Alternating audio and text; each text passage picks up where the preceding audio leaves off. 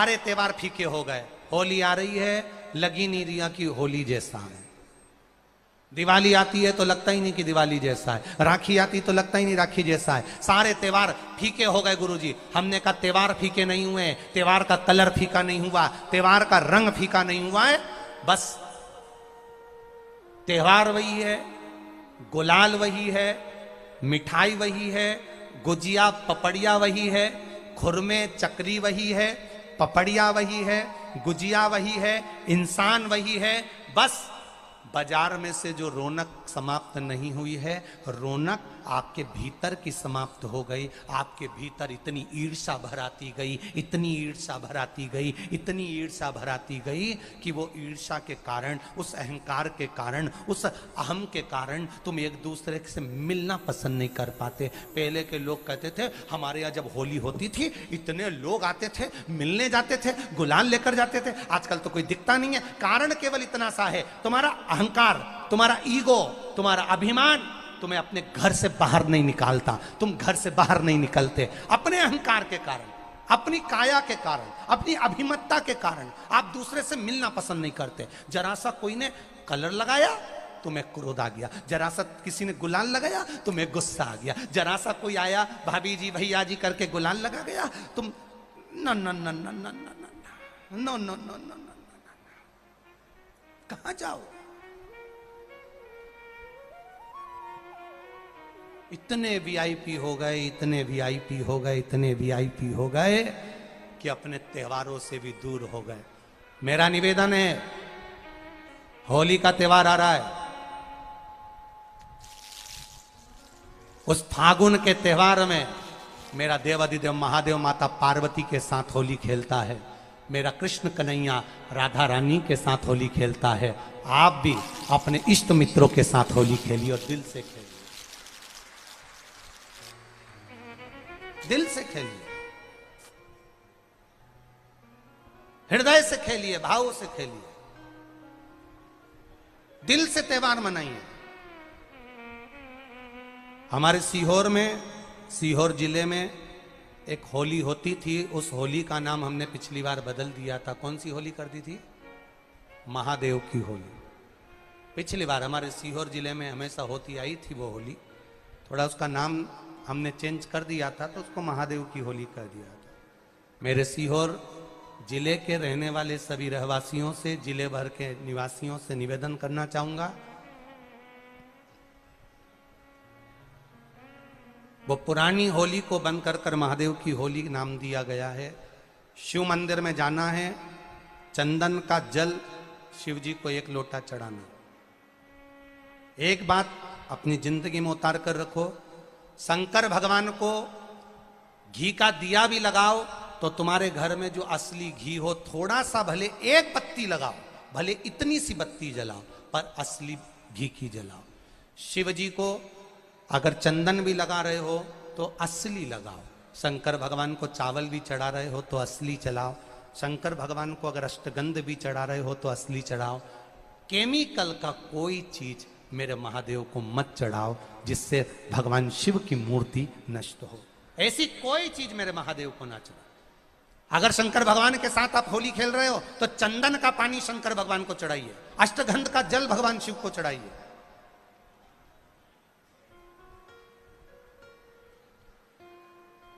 तो सीहोर में 5 दिन की जो होली होती है सीहोर जिले के अंतर्गत, वो पुराने समय की बड़ी प्राचीन होली है। उसका नाम दूसरा था, अगले वर्ष से उसका नाम महादेव की होली रख दिया गया है। तो जो धुरंडी होती है उसके अनुसार ही होली रहेगी, पर सीहोर में महादेव की होली मनाई जाएगी, जिसमें सभी लोग अपने अपने शिवालय में जाकर 1 लोटा चंदन का जल शिव मंदिर में समर्पित करेंगे।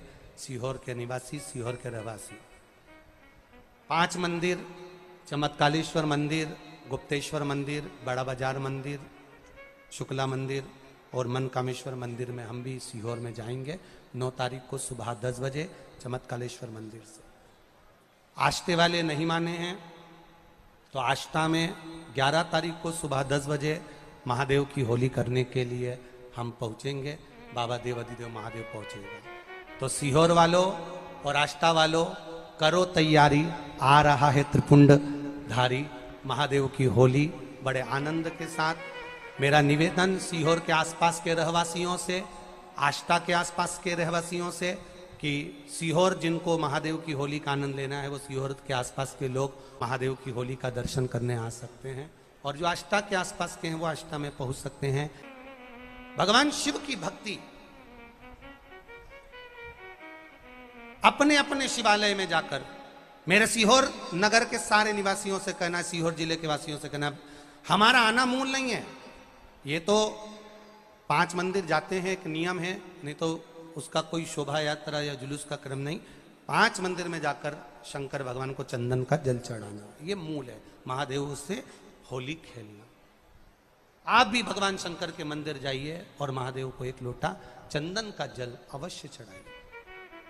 जो सीहोर जिले के निवासी हैं उनसे कहना है, बाकी क्या आप लोग तो होली बाबा के साथ मनाते ही हैं, जैसा मनाते हैं वैसा ही क्रम आप लोग रखें। प्रहलाद की जो बुआ थी, उसने दुनिया के लोगों ने कहानी गलत गढ़ दी, पूरी कहानी गलत बताई। अगर दुनिया के लोग सही कहानी बताते तो भतीजा और बुआ का संबंध खराब नहीं होता। कहानी गलत थी ना। लोगों ने कहा, हिरण्यकशिपु ने अपनी बहन से कहा, बहन तू अपने भतीजे को गोदी में रख कर बैठ जा और चादर ओढ़ कर बैठ जाना, तू बच जाएगी, तेरा भतीजा जल जाएगा। तो बुआ भतीजे को जलाने के लिए गोदी में लेकर बैठी। बोलो सही है कि गलत है? लोगों ने कहानी गलत बताई। होलिका, लोगों ने कहा उसने अपने भतीजे को जलाया। पहले तो होलिका का नाम तो निकालो कि होलिका का नाम क्या है। कथा वालों ने कह दिया हिरण्यकशिपु की बहन थी होलिका, वो अपने भतीजी प्रहलाद को गोदी में लेकर बैठ गई। वो प्रहलाद को हाथी के पांव के नीचे डाला, खोलते तेल में डाला, अग्नि में डाला, इसमें डाला, उसमें डाला, नहीं मरा। आखिरी में अपनी बहन से कहा होलिका तो अपने भतीजे को गोदी में लेकर बैठ जा। पहले उस होलिका का असली नाम तो लाओ, जिस होलिका का नाम विष्णु पुराण में डूंडा लिखा है। क्या नाम लिखा है? डूंडा। होलिका का असली नाम लिखा है विष्णु पुराण में डूंडा। इसलिए आज भी होली में लकड़ी नहीं जलाई जाती, मोटे मोटे डूंड जलाए जाते हैं, क्योंकि उसका नाम डूंडा है। और डूंडा बैठी अग्नि में, भतीजे को गोदी में लेकर बैठ गई। उसके पास में एक ब्रह्मा जी की चादर थी, जिसको ओढ़ कर बैठ जाती थी तो आगी में जल नहीं सकती थी। डूंडा ने देखा चारों तरफ से आगी लग गई, मेरा भतीजा जल जाएगा। तो बुआ को लगा मेरा भतीजा जल जाएगा। बुआ वो होती है जो दुआ देती है, बुआ कभी बद्दुआ नहीं देती है। और डूंडा ने अपनी चादर को उतारा, आगी चारों तरफ से लग गई। बुआ को लगा मेरा भतीजा जल जाएगा, तो अपनी चादर उतार कर अपने भतीजे पे डाल दी, और बुआ खुद जल गई पर अपने भतीजे को नहीं जलने दिया। ये कथा है, पर लोगों ने उसको पूरी पलट दिया, पूरा पलट दिया। बुआ कब जलाई अपने भतीजे को? आप में से इतनी सारी बुआ बैठी हैं, कभी अपने भतीजे को अपशब्द कहा? कभी अपने भतीजे को श्राप दिया? कभी अपने भतीजे को बद्दुआ दी? नहीं। जब भी बोलती हो मेरा भतीजा खूब फले फूले, भगवान कृपा करे मेरे भाई जैसा नाम कमाए, मेरा भैया कितना नाम कमाता वैसा मेरा भतीजा नाम कमाए, तो भतीजे को चाहिए जब बुआ घर में आए तो अपने मम्मी पापा से कहना, पापा मम्मी 2 साड़ी देना, क्योंकि अब मेरी नौकरी लग गई है, मैं कमाने लगा हूं, मैं कमा रहा हूं, इसलिए मम्मी एक काम करना, 1 साड़ी पापा देंगे अपनी बहन को और 1 मैं दूंगा अपनी बुआ को। तो मम्मी कहेगी तू अपनी बहन को देना, बुआ को क्यों दे रहा है? तो कह देना अगर आज मैं दूंगा तो उसके भी भतीजे उसको देंगे। यह हमारे यहां क्रम चालू होना चाहिए।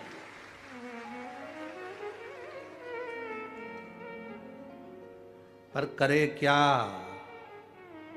4 भाई 1 साड़ी बहन को जब देते हैं पैक करके, पूरी पैकिंग,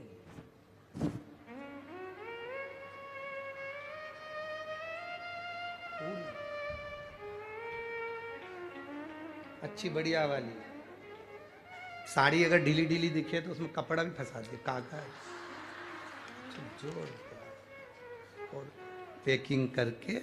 और 4 भाई 1 साड़ी, चारों भाई राखी बनवाने के बाद ऐसे हाथ लगा के देते हैं जैसे पूरे पुणे की प्रॉपर्टी दे रहा है। पुणे की तरफ।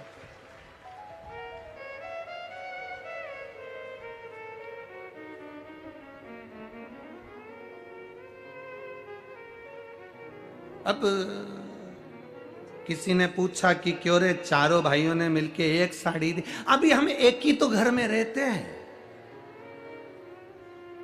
सब एक हैं। तो एक काम करा करो, एक थाली खाने की लगाओ, एक भाई खाना खाए, बाकी के सब टच करके बैठ जाओ। एक ही जगह तो रह रहे हो, एक ही थाली में काम। तुम्हारे टच करने से चार भाई का एक साड़ी में हिस्सा हो गया, तो तुम्हारा समोसा तुम खाओ, बाकी के तीन भाई टच करके बैठे, पेट नहीं भरा है। अपने को क्या करना, अपन तो अपनी साड़ी ओढ़ो दादा। अब करो क्या उसको, चित्त क्या, विचार करिए जरा, या भरोसा अपने भतीजा कहे नहीं देव, बहन बेटी को देने से कभी घटता नहीं है, कभी नहीं घटेगा, जिंदगी भर नहीं घटेगा। क्या घट रहा है? शिव को दिया कभी नहीं घटता, संत को दिया कभी नहीं घटता, और बहन बेटी को दिया, गौ माता को दिया, कभी नहीं घटता, कभी नहीं घटता। आप शिव मंदिर में जाते हो, शंकर की आराधना करते हो, शिव का स्मरण करते हो, शंकर का भजन करते हो, देखिए माता पिता के संस्कार बच्चों में कैसे आते हैं, वो दिखाया गया।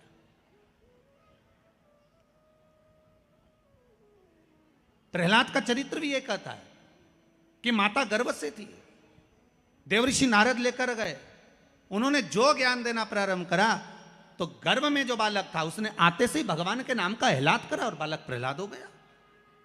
और प्रहलाद का विश्वास कितना प्रबल था कि कह दिया इस खंबे में भगवान है, और अगर विश्वास पक्का है तो खंबे में से अगर नरसिंह भगवान प्रकट हो सकते हैं, तो विश्वास पक्का है तो कंकर से भी शंकर प्रकट हो सकता है। अगर विश्वास है तो, भरोसा है तो, दृढ़ता है तो, और विश्वास नहीं तो बात दूसरी है।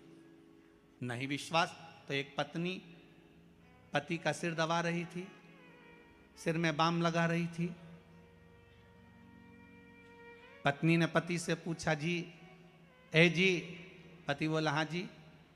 सुनो तो, क्या जब मैं नहीं थी तो तुम्हें बाम कौन लगाता था?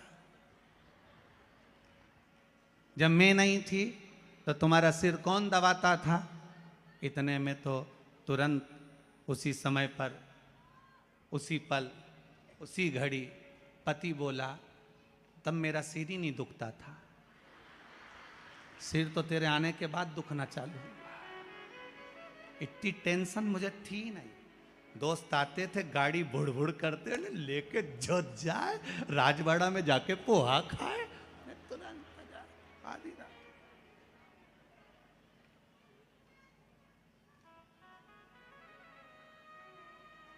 अच्छा, इंदौर जैसा शहर भी नहीं होगा, यहाँ तो पोहा डे भी है, मतलब एक फेस्टिवल मनाते हैं, पोहा फेस्टिवल। हम तो क्या अपन सब मालवा के हैं रे, दाल बाफला फेस्टिवल भी बनाओ रे एक आध बार। तो यहाँ तो उत्सव है, हर चीज का आनंद है। विश्वास है तो कंकर में शंकर है, विश्वास है तो खंबे में नरसिंह भगवान है, विश्वास है तो जल में गंगा है, गंगा जल, और विश्वास नहीं तो कोई। मानो तो मैं गंगा माहूं, ना मानो तो बहता पानी। अब ये तो आपके ऊपर है, आप चाहें तो बहुत दूर जाकर भगवान को ढूंढना चाहोगे, और नहीं तो आपके ही पास में, आपके ही घर में, आपके ही करीब में, आपके ही हृदय में शिव तत्व बैठा है, शंकर विराजमान।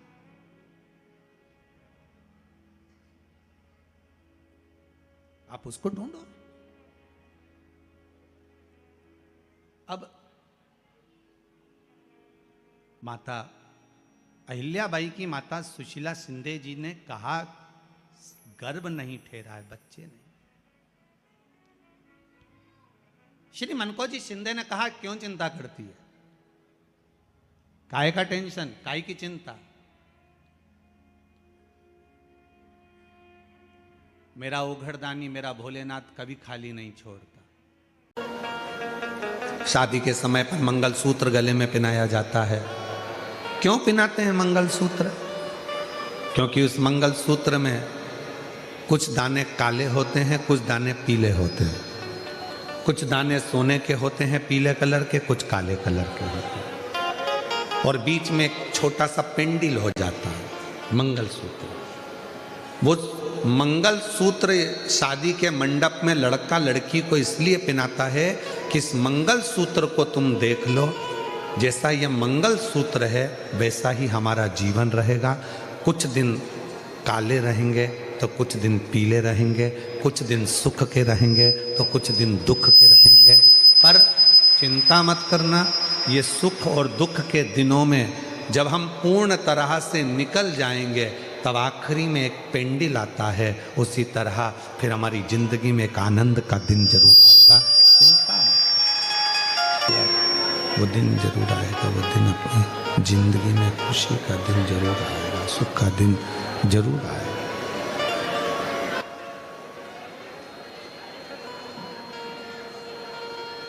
मंगलसूत्र हमें प्रेरणा दे रहा है, सुख और दुख आएंगे। जिंदगी है, कभी भी याद रखना, कोई महाराज तुमको मिल जाए और कह दे कि मैं तुम्हारी जिंदगी में दुख नहीं आने दूंगा, समझ लेना पक्का बेवकूफ बना रहा। तुमसे पैसे कमाना होंगे इसलिए वो कह रहा है कि तुम्हारी जिंदगी में दुख नहीं आने दो। भगवान राम जी की जिंदगी में दुख आया, इतने बड़े बड़े गुरु जी उनके थे। भगवान कृष्ण की जिंदगी में दुख आया, इतने बड़े बड़े गुरु जी उनकी जिंदगी में थे। माँ जानकी के पिताजी के यहाँ इतने बड़े बड़े गुरु जी थे, तो भी माँ जानकी की जिंदगी में दुख आया। तो कोई तुमसे कह दे कि मैं तुम्हारे जीवन में कभी तुम्हें दुख नहीं आने दूंगा, मैं तुम्हें ऐसी विद्या बता दूंगा कि तुम्हें तकलीफ नहीं आएगी, या मैं तुम्हारे को कहीं से गड़ा हुआ धन निकाल कर दे दूंगा, या मैं तुम्हारे लिए कोई ऐसा जादू फादू कर दूंगा, कहने में मत आना। आजकल बेवकूफ बनाने वाले बहुत घूम रहे हैं, इनके कहने में मत। अपना दुख अपने को काटना।